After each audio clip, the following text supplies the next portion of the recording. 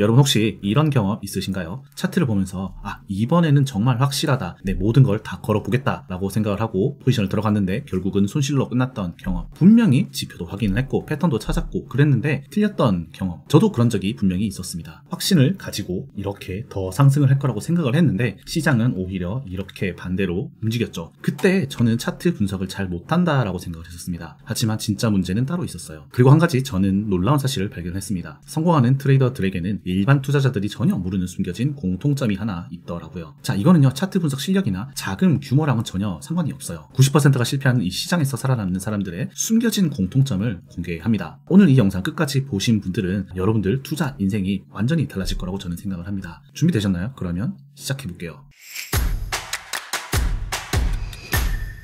여러분들은 미국 라스베가스나 마카오로 가보신 적이 있으신가요? 두 도시 모두 카지노로 되게 유명한 곳이죠. 그런데 전 세계 그 어떤 카지노로 가더라도 동일한 한 가지 공통점이 뭔지 아세요? 바로 시계가 없다는 거예요. 창문도 없고요. 출구 표시도 되게 희미하게 되어 있어요. 왜 그럴까요? 바로 사람들이 시간 감각을 잃게 만들게 하기 위해서입니다. 그런데 여러분, 우리가 차트를 보는 패턴이 카지노와 똑같다는 거 알고 계신가요? 우리가 새벽 3시에 일어나서 차트를 확인하고 화장실에 가서도 코인 시세를 보고 이거는 열심히 공부하는 게 아닙니다. 그냥 중독 증상이에요. 미국 심리학자 B.F. 스키너 박사는 1938년도 그에 져서 The Behavior of Organism에서 한 가지 흥미로운 실험 결과를 공개합니다. 스키너 박사는요, 쥐에게 레버를 주고요, 그 레버를 누를 때마다 일정하지 않은 확률로 랜덤으로 음식이 나오도록 실험을 했어요. 그 결과 쥐는 배가 고프지 않아도 미친 듯이 레버를 눌렀어요. 쥐의 입장에서는 보상이 언제 나올지 모르기 때문에 굶주리지 않아도 지속적으로 집요하게 레버를 누르는 행동을 반복을 한 것이죠. 이런 현상을 간헐적 강화 스케줄이라고 부릅니다. 카지노는요, 이 원리로 사람들을 가둬놓는 거예요. 잭팟이 언제 터질지 모르니까 사람들은 불안해서라도 계속 카지노 속에 갇혀있게 되는 것이죠. 그리고 우리도 지금 똑같은 덫에 걸려 있습니다.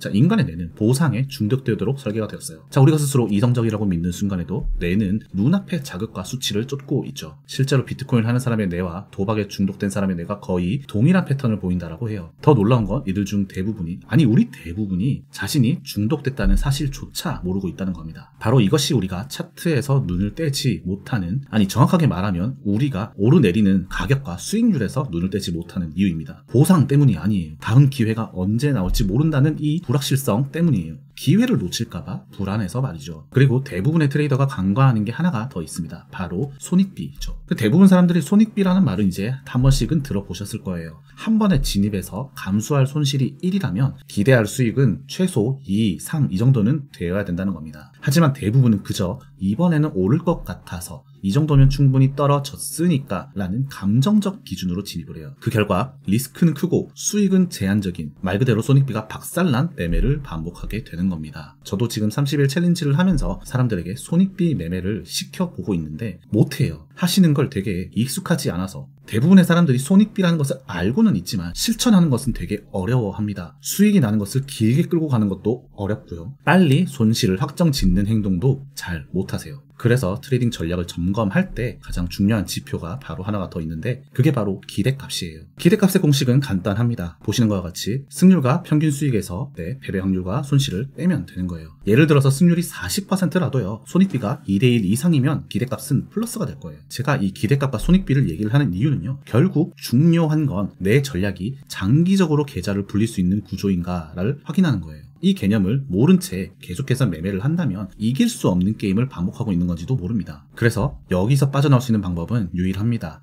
오직 이런 자신만의 판단 기준을 가지는 것이죠. 그놈의 지긋지긋한 자신만의 판단 기준, 그럼 이 판단 기준은 어떻게 만드는 걸까요? 조금만 더 들어가 보겠습니다. 자, 혹시 여러분들은 지난 일주일 동안 몇 번이나 차트를 확인을 하셨나요? 10번, 50번 아니면 셀 수 없이 많이, 아마 강박증처럼 계속 차트를 보는 사람들도 분명히 있을 겁니다. 마치 목마른 사람이 사막에서 신기루를 오아시스로 착각하는 것처럼 우리도 불안할 때 아무것도 아닌 거를 기회로 착각하게 됩니다. 자, 여기서 제가 중요한 진실을 하나 말씀드릴게요. 시장이 여러분을 흔드는 게 아닙니다. 여러분의 감정이 여러분의 일상을 먼저 흔들고 있어요. 영화 달콤한 인생을 보신 분들 있으신가요? 저는 되게 재밌게 봤었는데요. 영화 도입부에 이런 명대사가 하나 나옵니다. 어느 맑은 봄날 바람에 이리저리 휘날리는 나뭇가지를 바라보면서 제자가 물었다. 스승님, 저것은 나뭇가지가 움직이는 것입니까? 바람이 움직이는 것입니까? 스승은 제자가 가리키는 것은 보지도 않은 채 그냥 웃으면서 말을 했다. 무릇 움직이는 것은 나뭇가지도 아니고 바람도 아니고 네 마음이다. 사실 제가 본 영화들이요, 꽤나 이 트레이딩을 하면서 주옥 같은 명대사로 다시 한번 제 마음을 후벼 파는 경우가 되게 많더라고요. 영화관에서 우리가 무서운 영화를 본다라고 상상을 한번 해볼게요. 스크린 속에 괴물이 여러분을 실제로 공격하나요? 안 하죠. 하지만 여러분들의 심장은 뛰고 손바닥에는 땀이 납니다. 차트도 마찬가지예요. 숫자 자체는 여러분들에게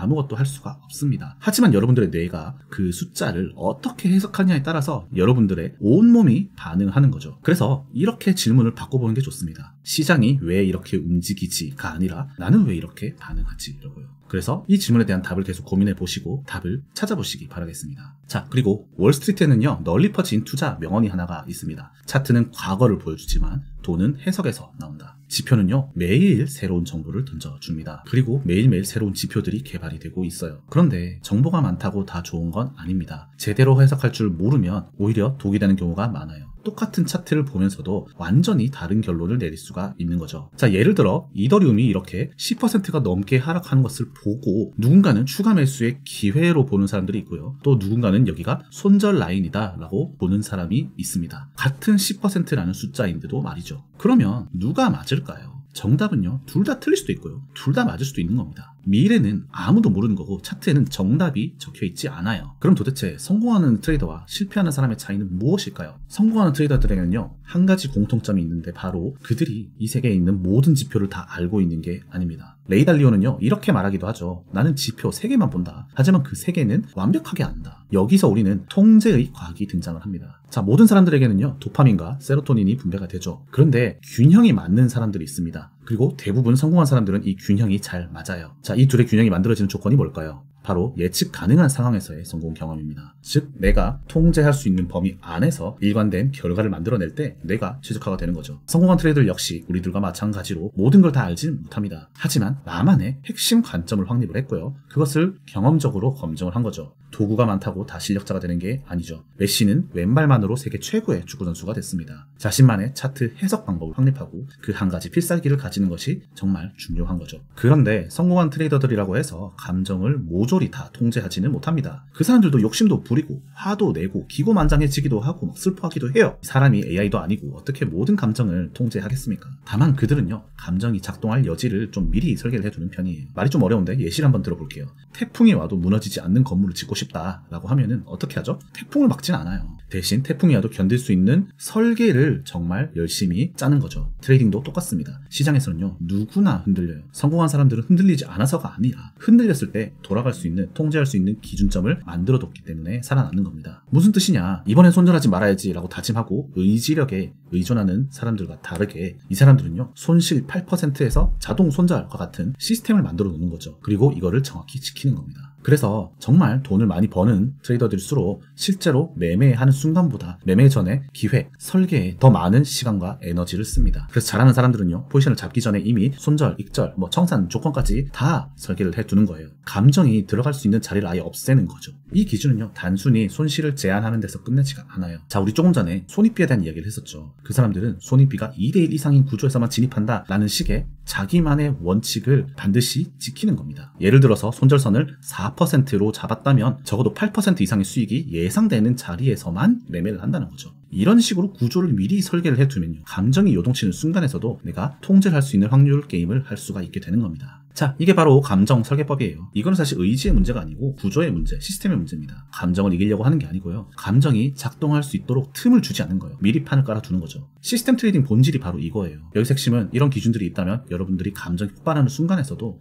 내가 지금 흔들리고 있구나 라는 것을 객관적으로 볼 수가 있다는 거예요. 흔들리고 있는 건 흔들리고 있는 거고 내 원칙은 원칙대로 지켜나가는 거죠. 이런 통제감이 있어야 손실이 나도 무너지지 않고 수익이 나도 자만하지 않게 됩니다. 시장에서 감정이 흔들리는 거는 사실 어찌 보면 당연한 거예요. 하지만 수익을 보는 사람과 손실을 보는 사람의 차이는 바로 흔들려도 시스템이 있는 사람과 없는 사람의 차이라고 생각을 합니다. 여러분들은 기준을 가지고 계신가요? 아직 명확하지 않다면 지금부터 같이 한번 만들어 가 보시죠. 우주에서는요, 실수가 곧 죽음입니다. 그래서 나사 우주 비행사들은요, 상황을 3단계로 기록을 해둬요. 첫 번째, 상황 인식, 두 번째, 감정 상태, 세 번째, 학습 포인트예요. 이 방법을 트레이딩 뷰에 그대로 적용하게 되면요, 내가 이런 식으로 매수를 할 때, 또는 이렇게 매도를 할 때마다 왜 이런 결정을 내렸는지, 그때는 어떤 감정이었는지, 결과에서 무엇을 배웠는지를 정확하게 기록을 할 수 있게 됩니다. 이거를 한마디로 말하면 매매일지를 쓰라는 거죠. 자, 이 행동을 딱 3개월만 꾸준히 지키게 되면요, 여러분은 자신만의 심리 패턴과 성공, 실패 패턴을 명확하게 확인할 수 있게 될 겁니다. 제가 튜딩에서 진행하고 있는 이 30일 챌린지에서 이 부분에 대해서 자세히 이야기를 하고 있으니 궁금하신 분들은 아래 고정 댓글을 참고해 주시기 바라겠습니다. 여러분, 시장은 100m 달리기가 아니에요. 마라톤입니다.